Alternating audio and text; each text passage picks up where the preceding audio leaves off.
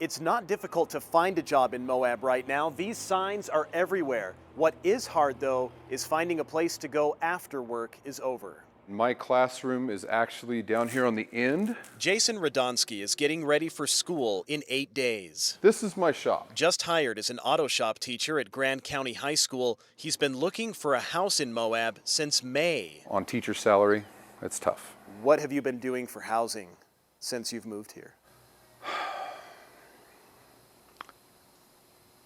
Because of the struggle for housing, literally 3 days before we moved here on June 15th, I went and bought a 27-foot camp trailer. And you've been staying in that?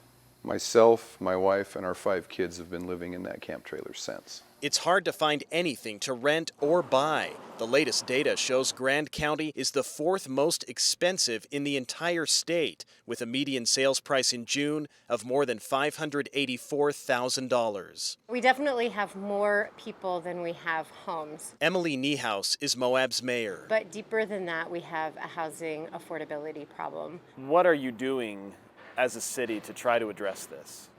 So, government's role is to help private sector make it as easy as possible to solve for things like housing affordability. She says that includes loosening restrictions on building and accessory apartments, preserving existing housing and land for homes, and pressing lawmakers for more local control on regulating overnight rentals. All needed, she says, to deal with a uniquely challenging market like Moab's. We just don't have that city next door where you can find a place to live.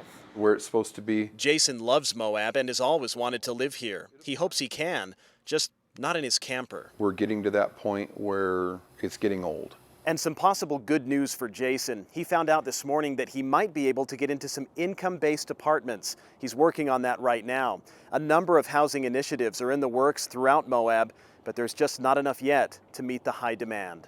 Daniel Woodruff, 2 News.